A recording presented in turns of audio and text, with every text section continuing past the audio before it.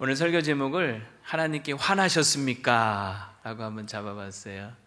좀 엉뚱한 제목 같기도 하고 하나님께 화를 낸다는 게 말도 안 되는 것 같지만 실제로 보면요, 하나님께 화나 있는 사람들이 적지 않아 있는 것 같아요. 성경에도 찾아보면 여러분 요나 선지자, 또 하박국 선지자 이런 사람들 보면 막 하나님께 대들고 막 따지죠. 여러분 또 시편 같은 경우도 보면 하나님께 막 따지는 듯한 그런 내용들이 많이 기록되어 있어요. 여러분 혹시 하나님께 화난 적 없으세요? 있어요? 또 주변에 여러분 막 하나님께 막 화내는 사람 본 적 없으세요? 있으세요?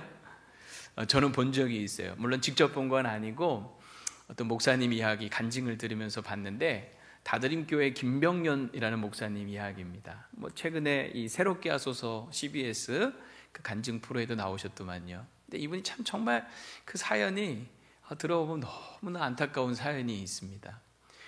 이분이 이제 3남매가 있었는데 사모님이 셋째를 낳고 이제 모유를 수유하던 중에 갑자기 뇌경색으로 쓰러지신 거예요. 아기 모유 수유하다가.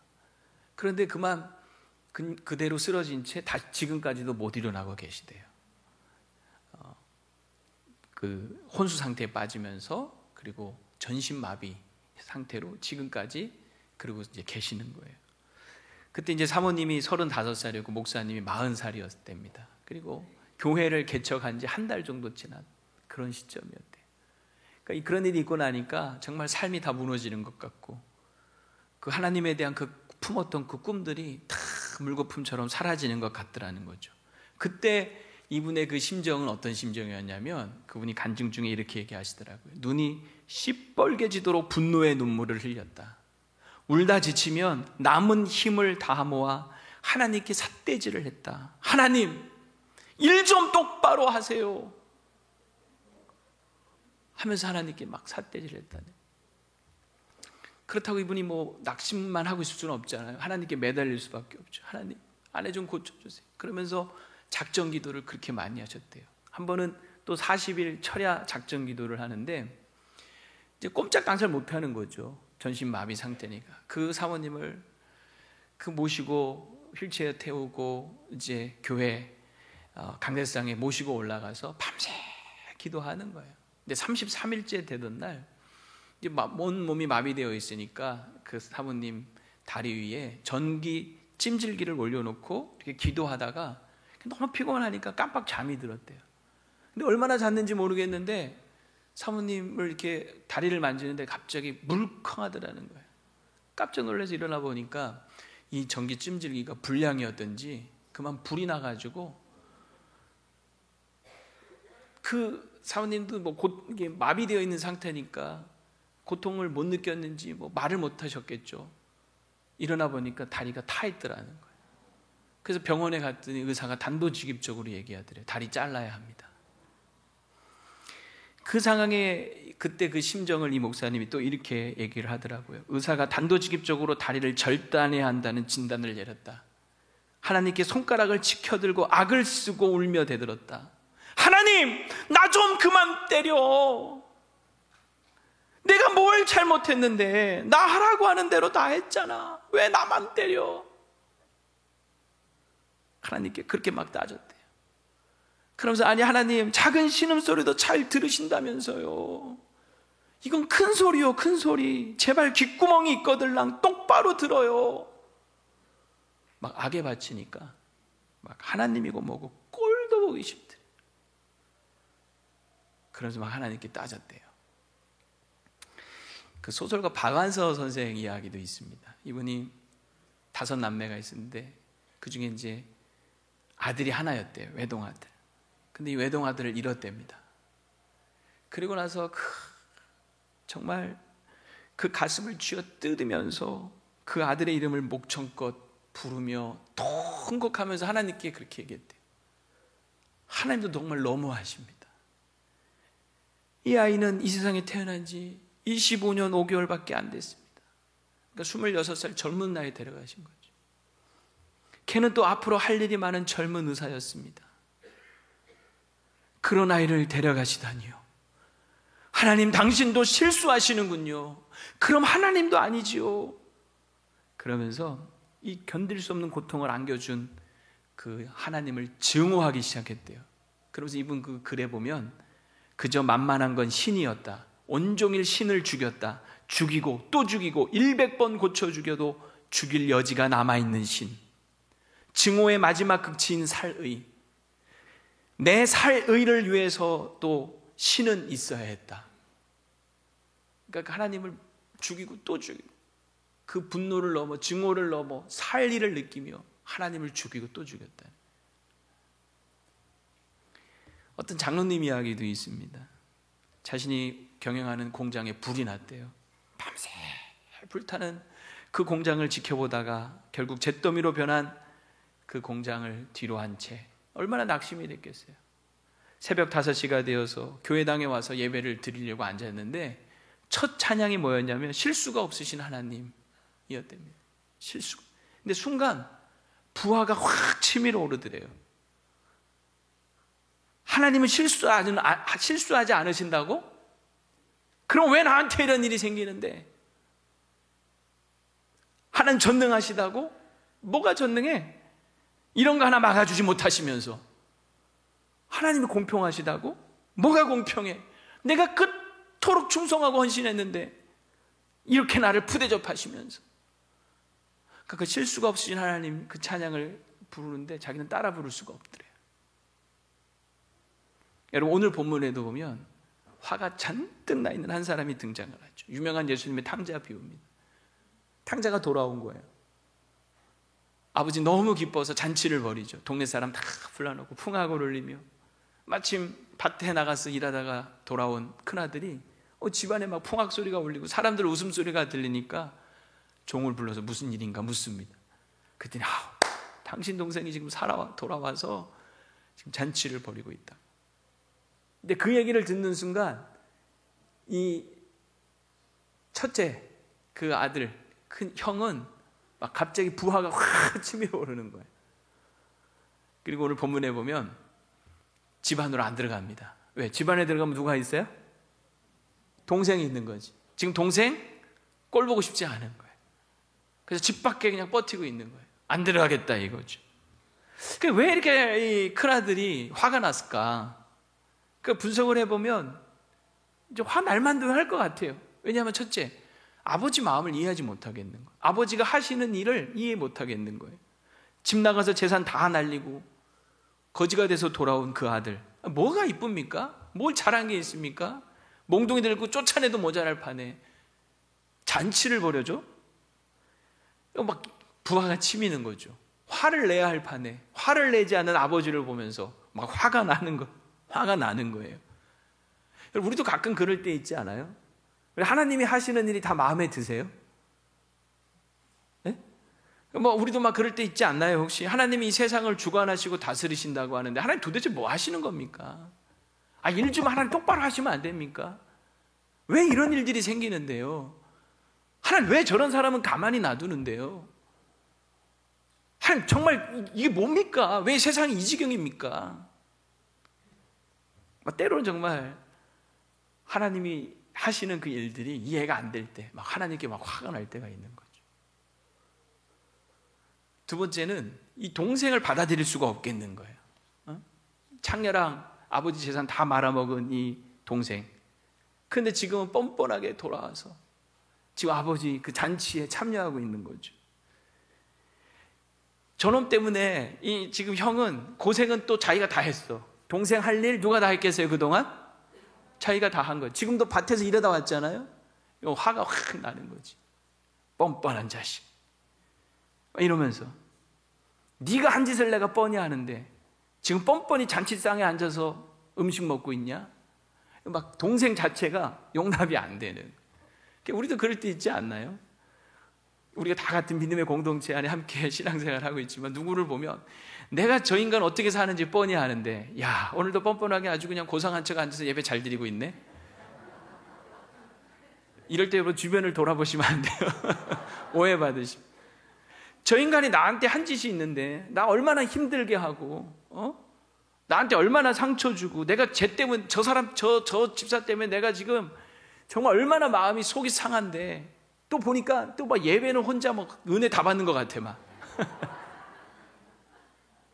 아주 그냥 꼴 보기 싫죠. 막 뒷꼭지도 보기 싫죠. 속이 막 배배 꼬이는 거죠.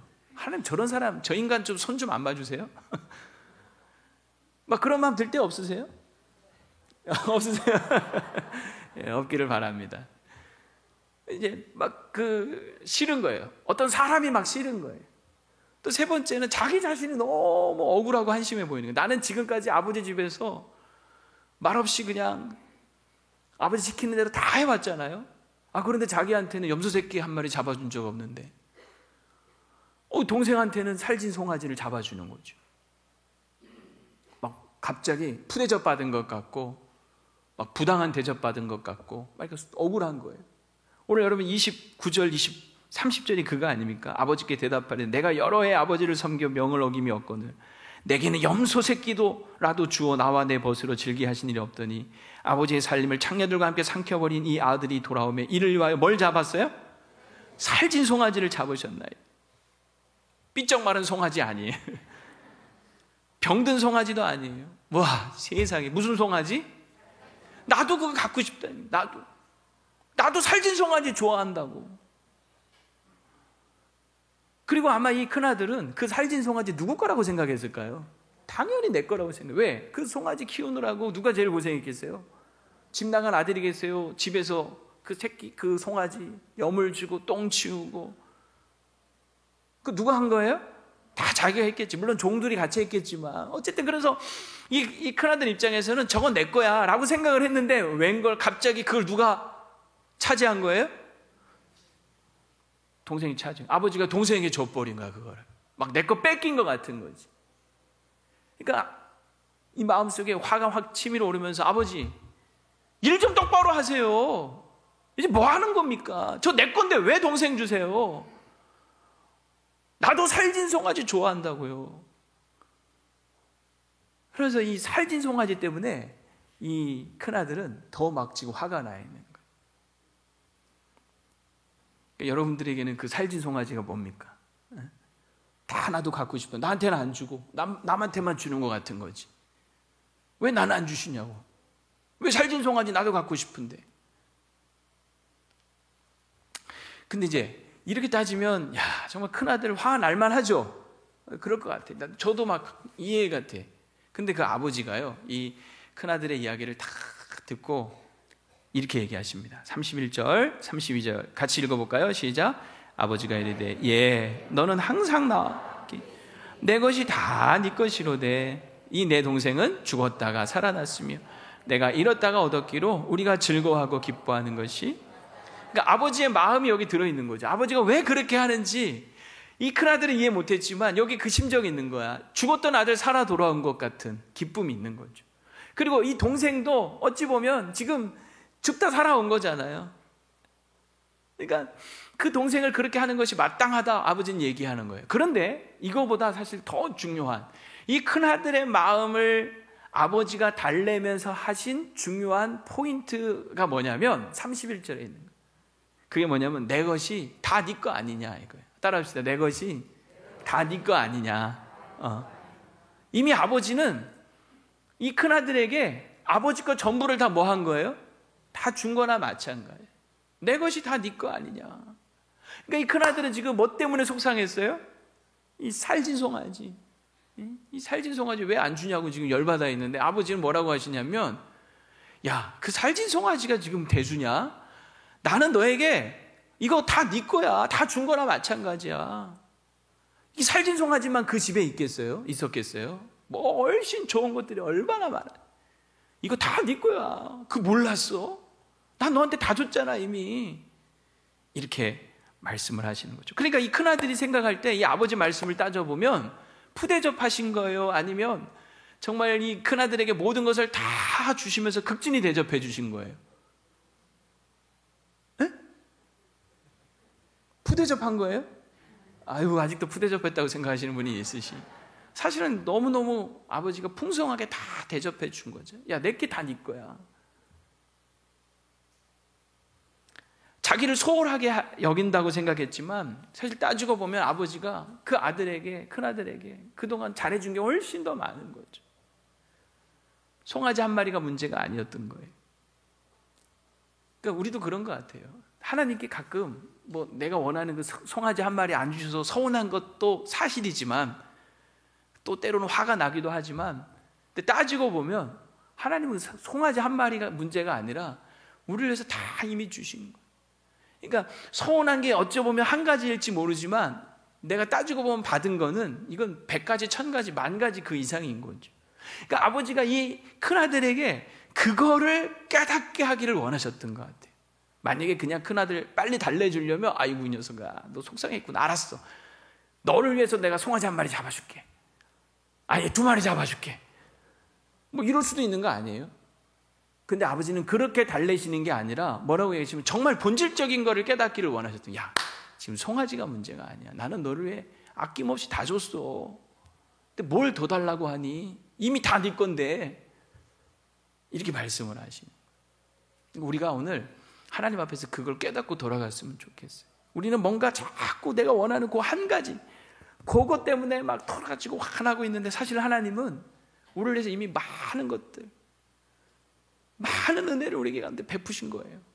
이 김병현 목사님 얘기 아까 제가 계속 이어가 보도록 하겠습니다. 이분이 하루는 사순절 기간에 이제 교회 본당에서 이제 기도를 하는데 너무너무 힘든 거죠. 생각을 해보세요. 그 아내는 셋째 낳자마자 젖먹이다가 쓰러졌으니 그 젖먹이, 그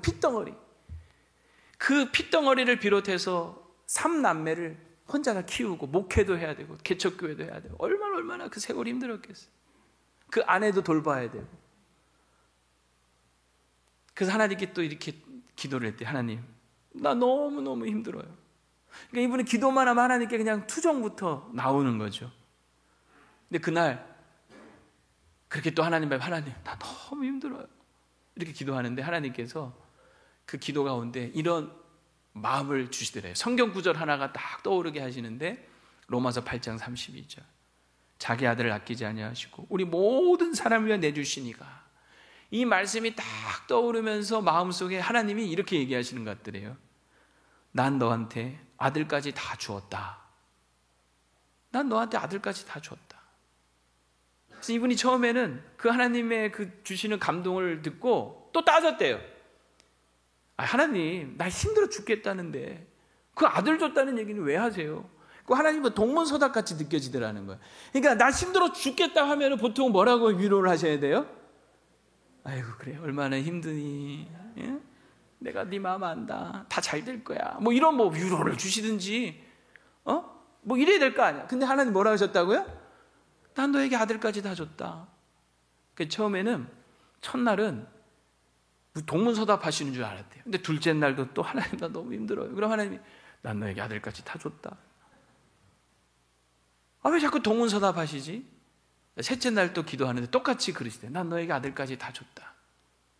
그 셋째 날 이 똑같은 감동을 받으면서 이 목사님이 그때 깨달아지는 게 뭐냐면, 야 그래, 아들까지 다 내주신 하나님께 내가 뭘 자꾸 더 요구를 하겠는가, 이런 생각이 들더라는 거예요. 우리 하나님 아버지는 우리에게 아들까지 다 내어주신 분 아닙니까? 로마서 8장 5절에 보면 우리를 향하신 그리스도 예수 안에서 우리를 향하신 하나님의 사랑이 어떻게 확증이 되었습니까? 자기 아들을 주심으로, 독생자를 주심으로 우리를 향하신 하나님의 사랑이 확증된 거잖아요. 그러니까 생각을 해보니까 그 십자가에서 그 매달려 죽으신 그 예수 그리스도가 정말 하나님이 내게 주신 가장 큰 것이었구나. 이게 이제 깨달아지는 거죠. 하나님은 다 내주셨다는 거예요. 살찐 송아지가 문제가 아니었던 거죠. 그러면서 이분이 그 간증 속에 그런 얘기를 하세요. 처음에 하나님 앞에 그 아내를 위해서 기도할 때 하나님이 그 마음에 주셨던 찬양이 하나 있대요. 응답처럼. 그게 주품에라고 하는 그런 찬양인데 그 후렴 부분에 보면 이런 가사가 있어요. 거친 파도 날 향해 와도 주와 같게 날아오르리.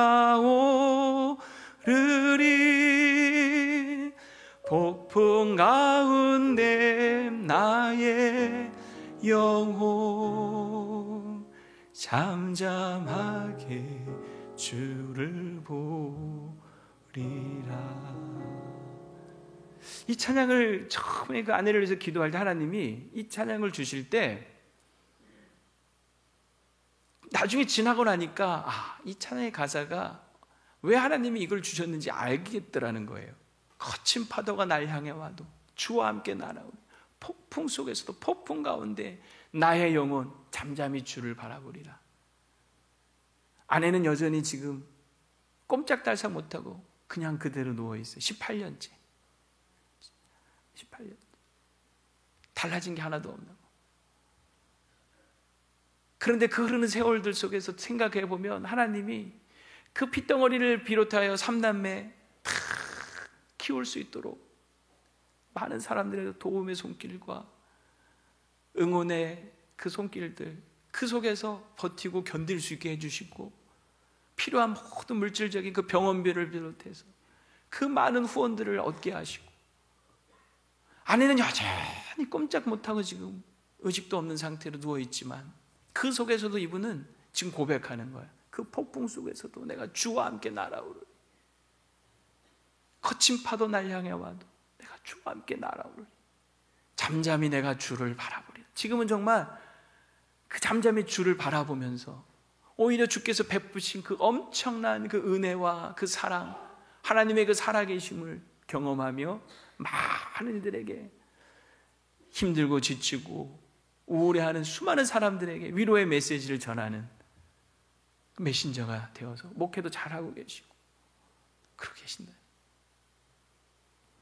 아까 공장이 그 불탔던 그 장로님, 그 새벽에 하나님은 실수하지 않으신다네 그 찬양을 하는데 처음에는 입도 뻥끗하고 싶지 않았지만 그래도 막 억지로 이제 따라 부르는데 그 막 따라 부르면서 막 통곡이 터지더라는 거예요. 그러면 막 통곡하면서 불렀대요. 부를 수 없는 찬양을 그렇게 눈물을 흘리면서 부르면서 마음속에 이렇게 하나님 앞에 선포했대요. 하나님은 전능하십니다. 하나님은 내 문제를 다 아십니다.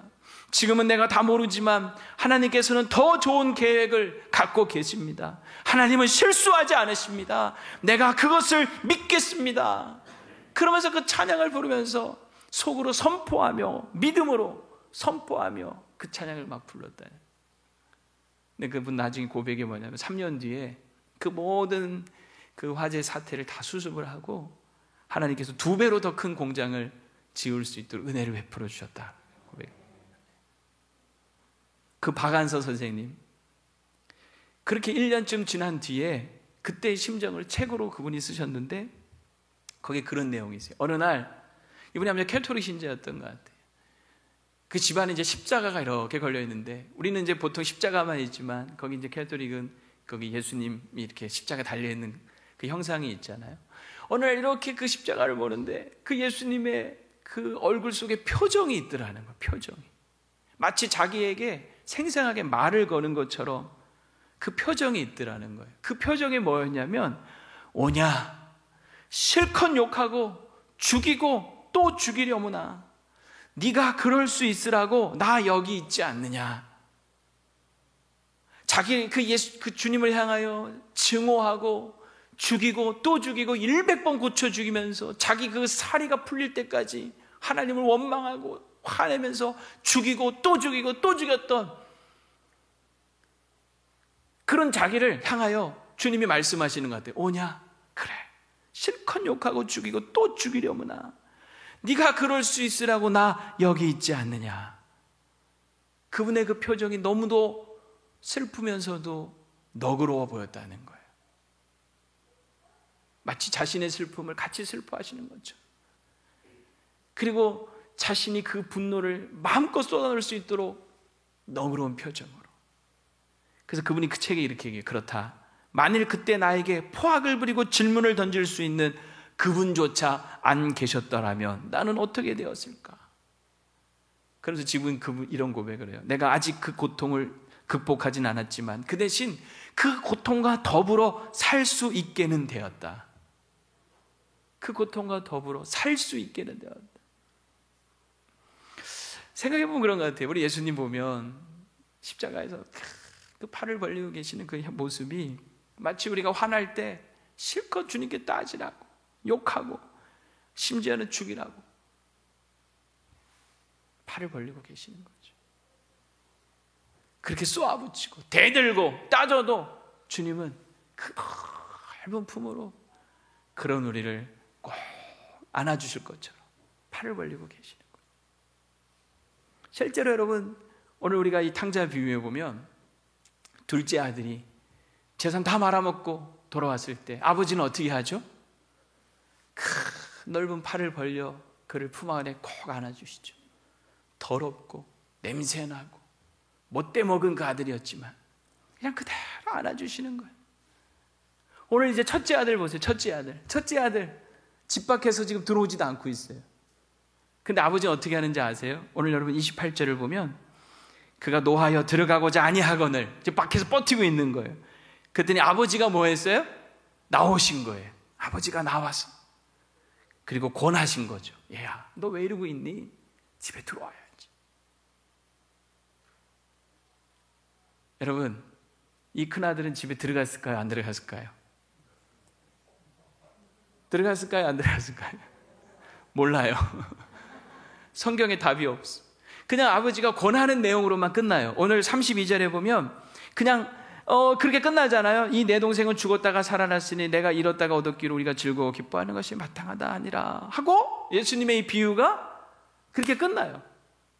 그 큰아들이 그 다음에 어떻게 했다는 얘기가 없어요. 이게 소위 말하면 열린 결말이에요. 열린 결말. 이 열린 결말로 예수님 비유를 끝내신 이유는 우리에게 선택의 질문을 던진, 너희들은 이제 어떻게 할래? 어떻게 할래? 선택하라 이거죠. 두 가지 선택이 있는 거죠, 우리에게는. 하나는 뭐냐면 아버지 말 그렇게 듣고도 나는 그래도 이해 못하겠다고, 나는 아직 화가 나서 풀리지 않아서 나는 집에 안 들어가겠다고, 그냥 그 집 밖에 머물든지 아예 집을 뛰쳐나가버리든지, 이제는 뭐 믿음이고 하나님이고 다 필요 없다고, 내가 이렇게 기도하고 뭐 이렇게 헌신하고 충성하고 아무리 뭐 교회 열심히 다녀봐야 뭐 하냐고, 뭐 하나님 도와주지도 않고 맨날 나한테만 이렇게 푸대접하는 것 같고, 에이 이제 난 모르겠다고, 나도 내 멋대로 살겠다고, 그리고 그냥 집 밖으로 딱 뛰쳐나가면 어떻게 될까요? 이 큰아들은 결국 뭐가 되는 거예요? 진짜 둘째 아들처럼 탕자가 되어버리고 마는 거죠. 그 탕자의 결말은 뭐예요? 돼지 우리인 거죠. 두 번째 선택이 있습니다. 여전히 속은 쓰리고 화가 나지만, 아직도 이해가 안 되지만, 그래도 아버지의 그 말씀을 듣고 권하는 말씀을 듣고 집 안으로 들어가는 선택을 하는 거죠. 아버지가 왜 그러고 있는지 아직 이해도 안 되고, 동생은 여전히 꼴보기 싫고, 자신은 여전히 억울하다고 생각될지 모르지만, 그래도 여러분 그 집 안에 들어갈 때 어떤 일이 벌어질까요? 아버지가 기다렸다는 듯이 두 팔 벌리고 잘했다 하고 크 안아주지 않으시겠어요? 이거 이놈 잘 왔어 하면서 크 안아주시지 않겠어요?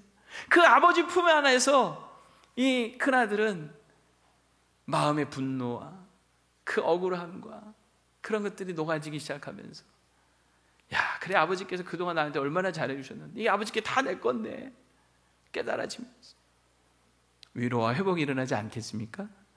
여러분 어떻게 하시겠어요? 오늘 설교는 저도 열린 결말로 끝내려고 합니다. 어떻게 하시겠습니까?